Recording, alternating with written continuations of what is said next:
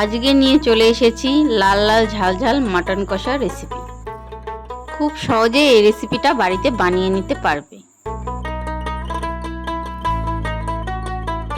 তো কিছুই না, প্রথমেই নিয়ে নিয়েছি ফোড়নের জন্য শুকনো লঙ্কা ও তেজপাতা, আর নিয়েছি পেঁয়াজ কুচি, টমেটো কুচি, রসুন বাটা ও ভেজে রাখা আলু। মাটন কষার জন্য নিয়ে নিয়েছি 1 কিলো মাটন। কড়াতে প্রথমে মাংসের সঙ্গে দিয়ে দিলাম পেঁয়াজ কুচনো, রসুন বাটা ও তেজপাতা, শুকনো লঙ্কা। তারপরে দিয়ে দিলাম একসঙ্গে বেটে রাখা শুকনো লঙ্কা, আদা, জিরার পেস্ট।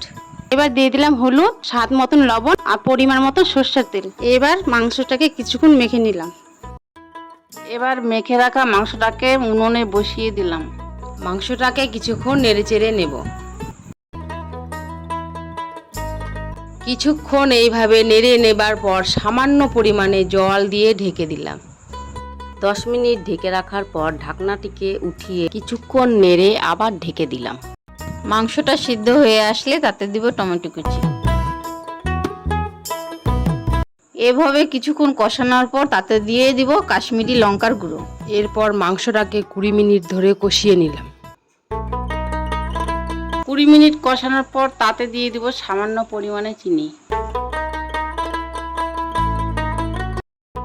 এরপর সামান্য পরিমাণে জল দিয়ে আরও কিছুক্ষণ কষিয়ে নেব।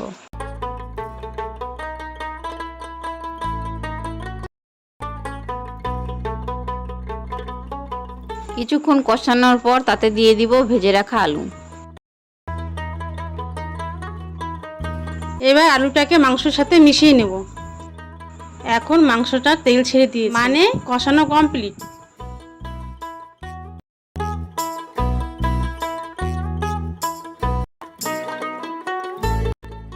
এবার কিছুক্ষণ নেড়ে চেড়ে মাংসটাকে ফুটানোর জন্য দিয়ে দিব জল।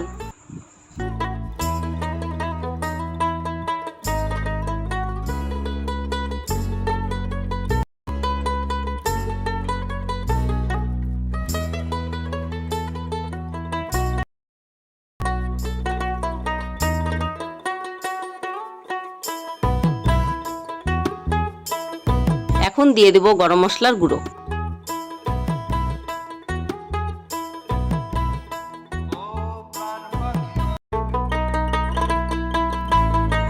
এখন নামিয়ে নিলে রেডি আমাদের লাল লাল ঝাল ঝাল মাটন কষা। এভাবে ঘরোয়া পদ্ধতিতে তোমরা সহজেই বানিয়ে নিতে পারো মাটন কষা। রেসিপিটা কেমন লাগলো কমেন্টে জানাতে ভুলবেন না।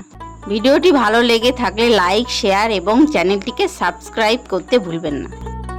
তো দেখা হচ্ছে পরের ভিডিওতে।